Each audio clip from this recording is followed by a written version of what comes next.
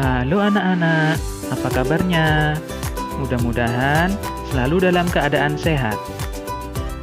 Pada video pembelajaran kali ini, kita akan belajar bersama tentang tema 1, subtema 3, pembelajaran 3. Seperti biasa, sebelum belajar, pastikan anak-anak berdoa terlebih dahulu ya.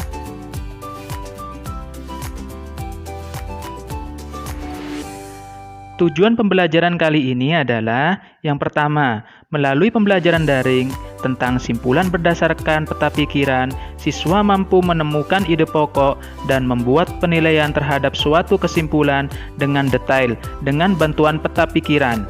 Yang kedua, melalui pembelajaran daring tentang pelestarian tumbuhan, siswa mampu mengidentifikasi cara pelestarian hewan atau tumbuhan dan membuat poster tentang pelestarian hewan atau tumbuhan berdasarkan pengamatan dan mencari informasi secara detail dan tepat. Anak-anak, setiap hari kita selalu membutuhkan makanan. Apakah kalian tahu asal makanan yang kalian makan bersumber dari mana? Ya, benar. Makanan yang kalian makan itu bersumber dari hewan dan tumbuhan. Oleh karena itu, agar makanan selalu tersedia, maka kita harus melestarikan hewan dan tumbuhan. Dengan melestarikan hewan dan tumbuhan, maka makanan akan selalu tersedia. Perkembangbiakan tumbuhan. Macam-macam perkembangbiakan tumbuhan. Perkembangbiakan tumbuhan ada dua macam. Yang pertama, perkembangbiakan generatif, dan yang kedua, perkembangbiakan vegetatif. Perkembangbiakan generatif adalah perkembangbiakan secara kawin, melalui pembuahan atau melalui penyerbukan, sehingga menghasilkan biji sebagai calon tumbuhan baru. Alat perkembangbiakan pada tumbuhan yaitu bunga. Pada saat terjadi penyerbukan, bunga dibantu oleh hewan, manusia, bahkan angin. Setelah terjadinya penyerbukan, maka tumbuhan tersebut akan menghasilkan buah, di mana di dalam daging buah terdapat sebuah biji yang nantinya jika ditanam akan menjadi tumbuhan baru. Perkembangbiakan tumbuhan yang kedua yaitu perkembangbiakan vegetatif.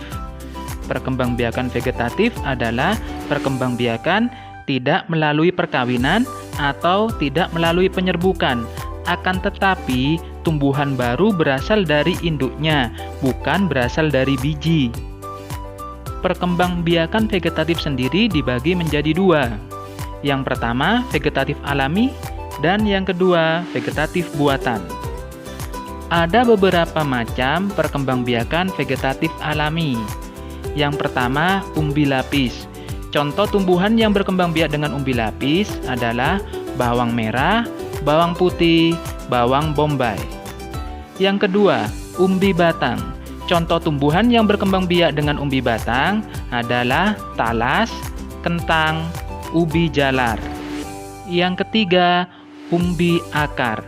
Contoh tumbuhan yang berkembang biak dengan umbi akar, singkong, wortel. Yang keempat, rizoma atau akar tinggal.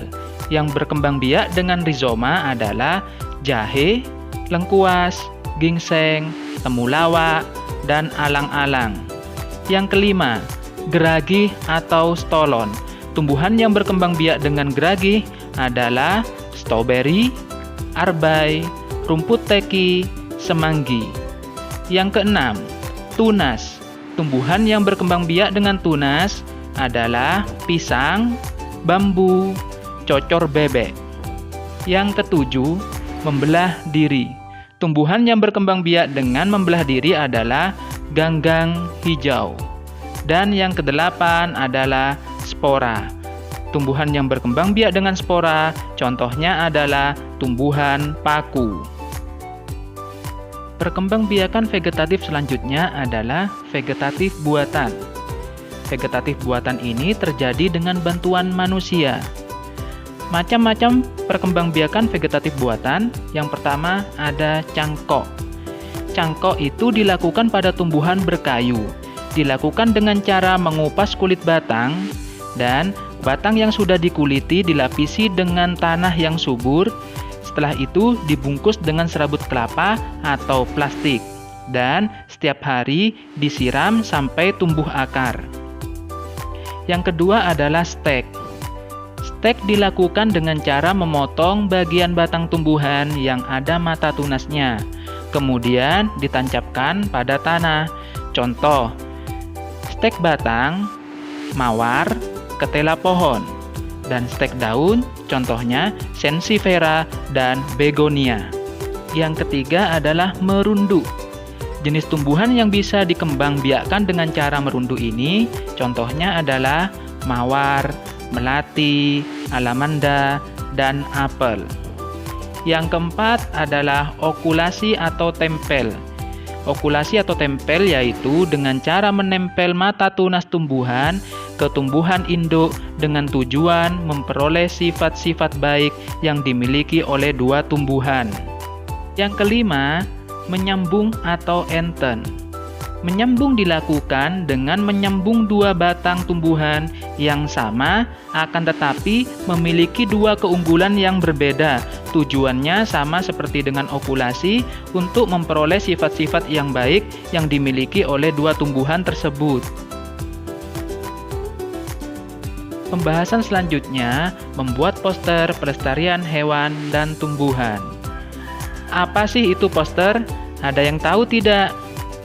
Poster adalah karya seni atau desain grafis yang memuat komposisi gambar dan kalimat singkat yang menarik, yang berisi pesan untuk halayak ramai.